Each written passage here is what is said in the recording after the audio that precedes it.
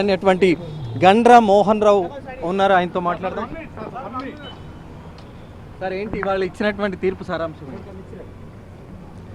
ఇప్పుడు ఎమ్మెల్యేల తరపు న్యాయవాది గంట వెంకట మోహన్ రావు మాట్లాడుతున్నారు. సార్ చెప్పండి.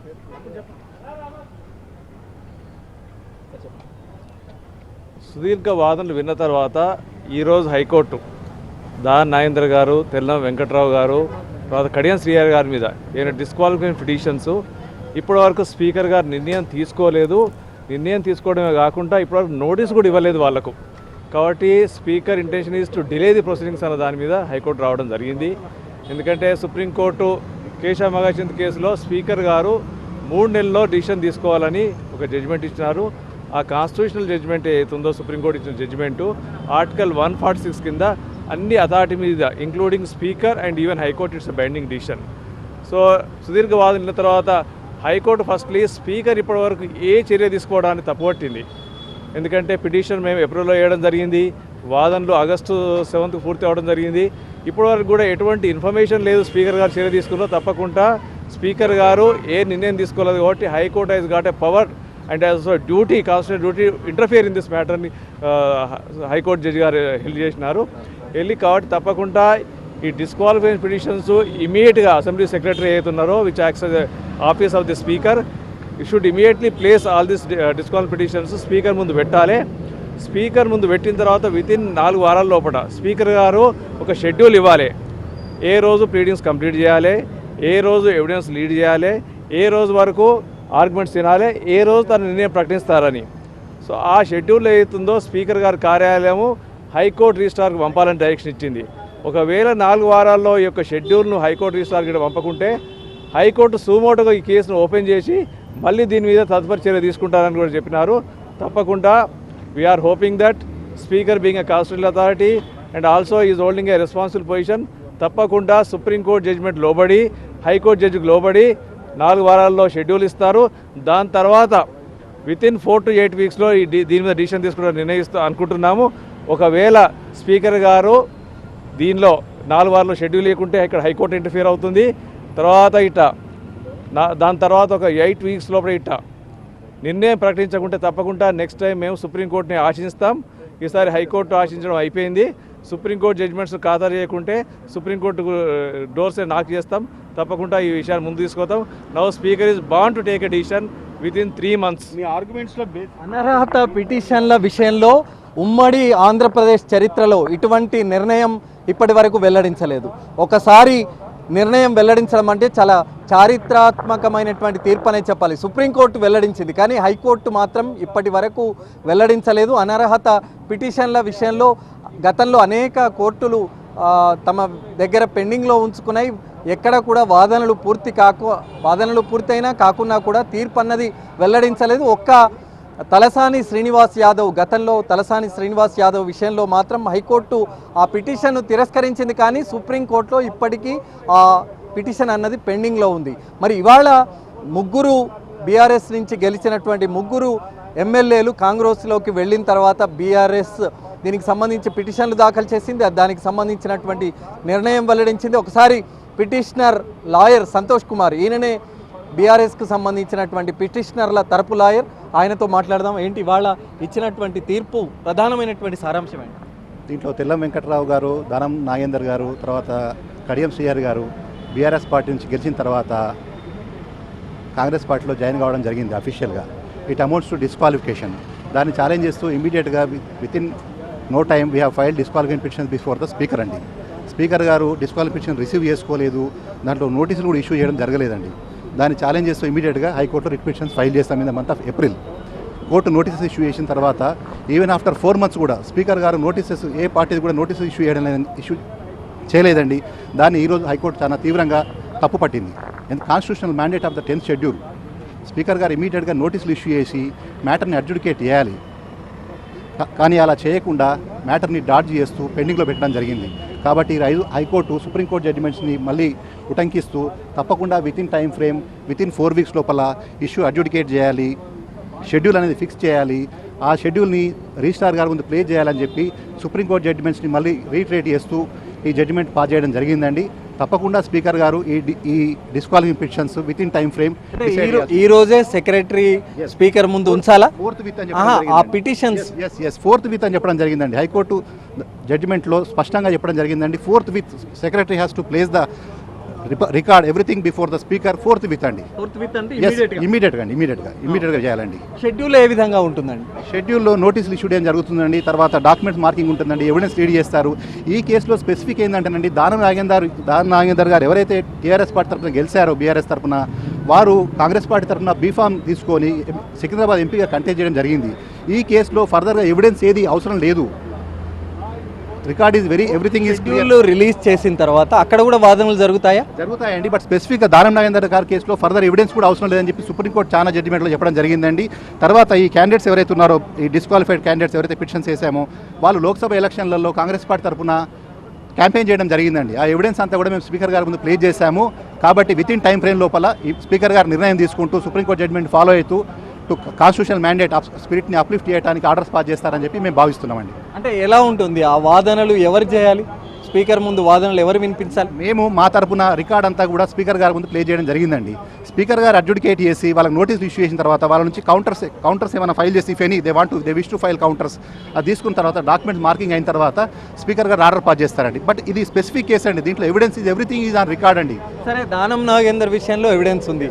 మరి తెల్లం వెంకట్రావు, కడియం వెంకట్రావు గారు, కడియం శ్రీహరి గారు వారికి లోక్సభ ఎలక్షన్లలో కాంగ్రెస్ పార్టీ తరపున క్యాంపెయిన్ చేశారండి. That it self is sufficient అండి. Apart from these 3 members other 10 petitions కూడా మేము ఫైల్ చేయడం, అదర్ 7 మెంబర్స్ మీద కూడా పిటిషన్స్ ఫైల్ చేయడం జరిగిందండి. దాంట్లో కూడా record, evidence, everything is on record అండి. We are everything place before the speaker అండి.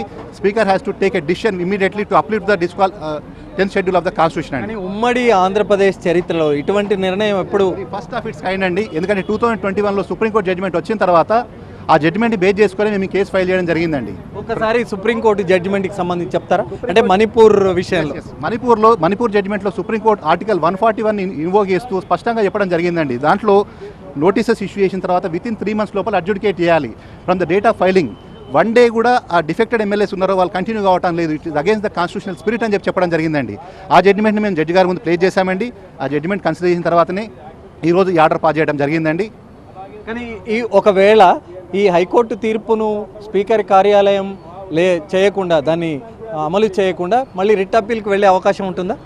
It amounts to contempt of court అండి. ఎందుకంటే ఈ executive legislature it amounts to contempt of court అండి. కాబట్టి తప్పకుండా కోర్ట్ ఆర్డర్ ఇంప్లిమెంట్ చేయాల్సి ఉంటుందండి. ఒకవేళ రిట్ అప్పీల్ కూడా అందుకే జడ్జి గారు స్పెసిఫిక్గా రిజిస్టర్ గారికి డైరెక్షన్ ఇచ్చారు. ఒకవేళ ఈ ఆర్డర్ కంప్లీట్ చేయకుంటే, ఫాలో కాకుంటే ఇమీడియట్గా రీఓపెన్ చేసి మ్యాటర్ని ప్లే చేయమని చెప్పడం కూడా జరిగిందండి. ఓకే, మరి గతంలో ఇచ్చినటువంటి తీర్పుకు సంబంధించి ఇప్పుడు ఇచ్చిన తీర్పుకు సంబంధించి కంపారిజన్, గతంలో తలసాని శ్రీనివాస్ యాదవ్ విషయంలో హైకోర్టు తిరస్కరించింది కదా. గతంలో 2021 జడ్జిమెంట్ అప్పటికి అమల్లో లేదండి. ఆ జడ్జిమెంట్ 5 judges బెంచ్ ఇంకా రాలేదండి. అప్పుడు 3 judges బెంచ్ అప్పటికి ఆ జడ్జిమెంట్ రాలేదు. ఇది సబ్సిక్వెంట్ డెవలప్మెంట్ బేస్ చేసుకొని మేము కేసు వేయడం జరిగిందండి. దాంట్లో ఆ కేసులో ఏ నిర్ణయం జరగలేదండి. కేవలం 3 ఎమ్మెల్యేల విషయంలో మాత్రమే హైకోర్టు తీర్పిచ్చింది. మరి మిగతా 7 ఎమ్మెల్యేల విషయంలో the same principle is applicable to remaining all the MLAs అండి. అందరికీ అప్లికేబుల్ అవుతుంది. స్పీకర్ గారు ఇమీడియట్గా ఈ డిసిషన్ ఇంప్లిమెంట్ చేస్తూ అందరి మీద కూడా స్టెప్స్ తీసుకోవాలని. 7 విషయంలో తీసుకోకపోతే మేము స్టెప్స్ తీసుకుంటామండి. సుప్రీం కావాలంటే హైకోర్టును అప్రోచ్ అవుతాం, లేకపోతే సుప్రీంకోర్టును approach. It is the duty of the speaker అండి. Speaker constitutional mandate under 10th schedule అండి. ఒక్కసారి ఇవాళ హైకోర్టు ఇచ్చినటువంటి తీర్పును మరొకసారి చెప్తారా? సెక్రటరీ గారు 4th విత్ రికార్డ్ మొత్తం కూడా డిస్క్వాలిఫికేషన్ పిటిషన్ సంబంధించిన రికార్డ్ మొత్తం కూడా స్పీకర్ గారి ముందు 4th విత్ అని చెప్పడం జరిగిందండి. రికార్డ్ ముందు ప్లే చేయాలండి. దాని తర్వాత స్పీకర్ గారు విత్ ఇన్ 4 weeks లోపల 4 weeks టైం కూడా స్పెసిఫిక్గా చెప్పడం జరిగిందండి. స్పీకర్ గారు ఏం స్టెప్స్ తీసుకుంటారు, ఇష్యూస్ ఎప్పుడు ఫ్రేమ్ చేస్తారు, డాక్యుమెంట్స్ ఎప్పుడు మార్క్ చేస్తారు, నోటీసెస్ ఎప్పుడు ఇష్యూ చేస్తారు, ఇవన్నీ కూడా ప్రొసీజర్ స్టార్ట్ చేసిన తర్వాత రిజిస్ట్రార్ గారి ముందు రిపోర్ట్ ప్లే చేయాలని చెప్పారండి. ఒకవేళ స్పీకర్ గారు ఏం స్టెప్స్ తీసుకోకున్నా, స్పీకర్ గారు ఇన్ డిశ్చార్జింగ్ డ్యూటీస్ ఫెయిల్ అయినా సరే ఇమీడియట్గా రిట్ పిటిషన్ రివైవ్ చేసి రీఓపెన్ చేసి ప్లే చేయమని చెప్పారండి. అంటే 4 వారాల లోపు నిర్ణయం తీసుకునే విధంగా షెడ్యూల్ ఇవ్వాలి, స్టెప్స్ తీసుకోవాలి. ఏమైనా డిలే ఉన్నా సరే అది రిజిస్ట్రార్ గారి ముందు ప్లే చేయాలి. That is the purpose of the judgement అండి. ఓకే, షెడ్యూల్ ఒకవేళ రిలీజ్ చేయకపోతే కూడా ప్లేస్ చేయాలా? It amounts to contempt of court అండి. తప్పకుండా కోర్ట్ ఆర్డర్ని ఇంప్లిమెంట్ చేయాల్సి ఉంటుందండి. ఆల్రెడీ డిలే అయింది. We have filed in the month of April అండి. Now we're in September.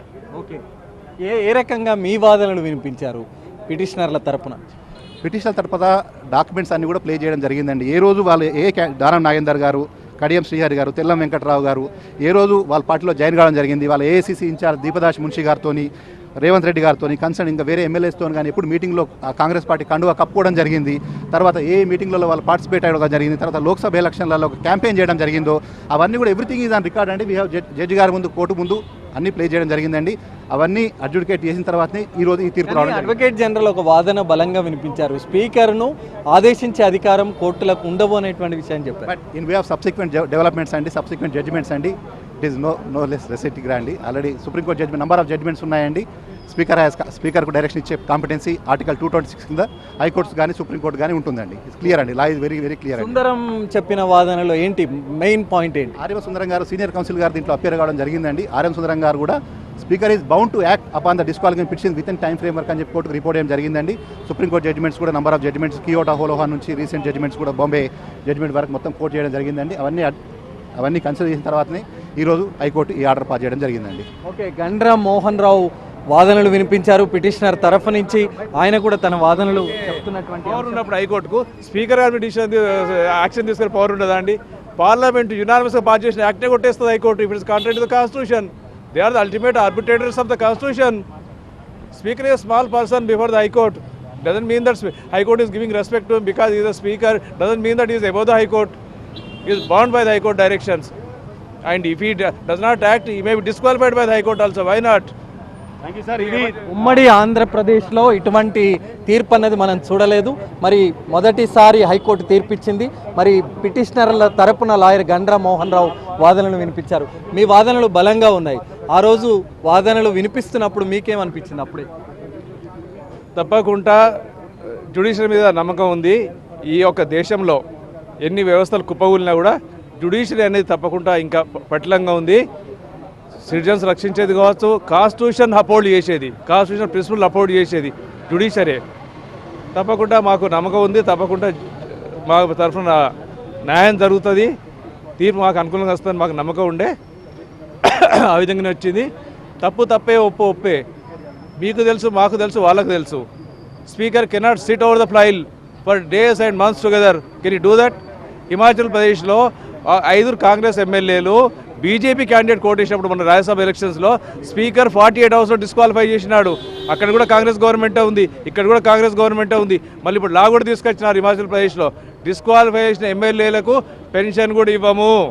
కాబట్టి రాహుల్ గాంధీ గారు చెప్తున్నారు, అసలు డిస్క్వాలిఫై అయిన ఎమ్మెల్యే షుడ్ స్టార్ట్ డిస్క్వాలిఫైడ్ ఎటా ఇమీడియట్లీ కాన్స్టిట్యూషన్ అమెండ్ చేస్తా అంటున్నారు. వీ హోప్ స్పీకర్ గారు కూడా ఇంతకుముందు కాంగ్రెస్ పార్టీకి సంబంధించిన వాడే.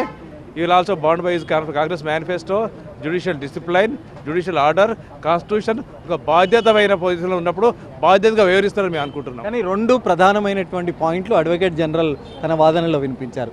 ఒకటి, పిటిషన్లు ఇచ్చిన తర్వాత నిర్ణయం తీసుకోకుండానే నేరుగా హైకోర్టుకు వచ్చారనేది ఒకటి.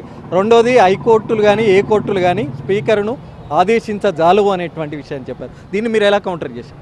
కౌంటర్ నేను చేయాలంటే కోర్టే మా వాదనలు ఆదించగా that arguments cannot stand in the light of the supreme court judgment in 2021 Megho Kishore Chandra case and Subhash Desai case అని చెప్పినారు.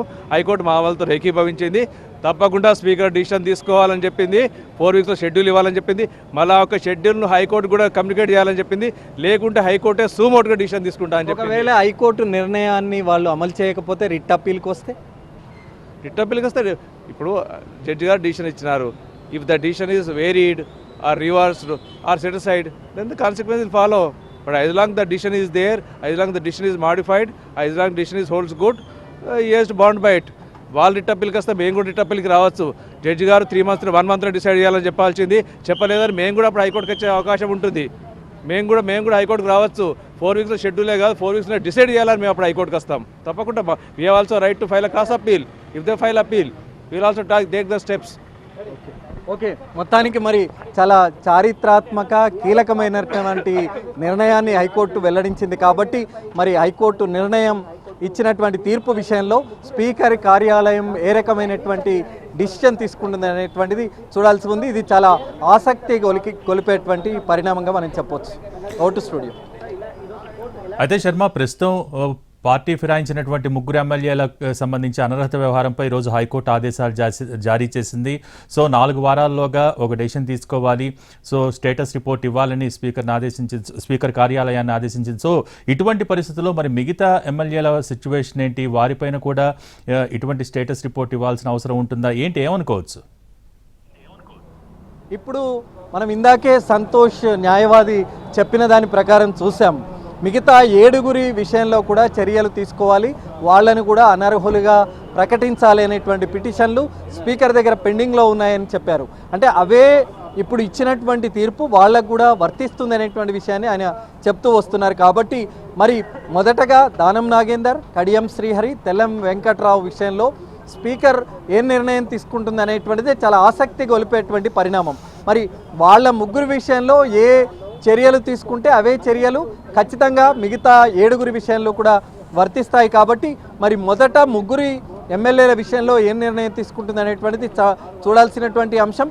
ఇక్కడ ప్రధానమైనటువంటి అంశం దానం నాగేందర్ విషయంలో ఖచ్చితంగా అనర్హత వేటు వేయాలని అటు బీఆర్ఎస్ కానీ ఇటు బీజేపీ కానీ ఇద్దరు అటు స్పీకర్కు పిటిషన్ ఇచ్చారు, స్పీకర్ ఎటువంటి చర్యలు తీసుకోవట్లేదంటూ హైకోర్టును ఆశ్రయించారు.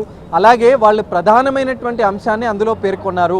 ఆయన పార్టీ మారిన తర్వాత బీఆర్ఎస్ నుంచి కాంగ్రెస్లోకి వెళ్ళిన తర్వాత కాంగ్రెస్ పార్టీ టికెట్ తీసుకొని కాంగ్రెస్ పార్టీ అభ్యర్థిగా సికింద్రాబాద్ ఎంపీగా పోటీ చేశారనేటువంటి చాలా కీలకమైనటువంటి ఎవిడెన్స్ ఉందనేటువంటి విషయం చెప్తూ వచ్చారు. మరి మొదట దానం నాగేందర్ విషయంలో స్పీకర్ కార్యాలయం ఏ నిర్ణయం తీసుకుంటుంది అనేటువంటిది చూడాల్సి ఉంది. అయితే ఇప్పుడు నిర్ణయం ఇప్పటికిప్పుడు తీసుకోవాలని కోర్టు చెప్పలేదు. ఒకటి షెడ్యూల్ ఫిక్స్ చేయాలని చెప్పింది. అలాగే ముందు ఈ పిటిషన్లు ఏవైతే ఉన్నాయో అవన్నీ స్పీకర్ ముందు ఉంచాలి, స్పీకర్ దానికి సంబంధించినటువంటి షెడ్యూల్ విడుదల చేయాలి. ఆ షెడ్యూల్లో వాళ్ళ నోటీస్ ఇవ్వాలి, ప్రతివాదులకు నోటీసులు ఇవ్వాలి, వీళ్ళు ఇద్దరు వాదనలు వినాలి. ఆ తర్వాత నిర్ణయానికి సంబంధించి స్పీకర్ నిర్ణయానికి సంబంధించినటువంటి షెడ్యూల్ అన్నది పేర్కొనాలి అనేటువంటి విషయాన్ని హైకోర్టు చెప్పింది. కాబట్టి ఆ నిర్ణయం ఏ విధంగా ఉంటుంది అనేటువంటిది మనం చూడాల్సి ఉంది.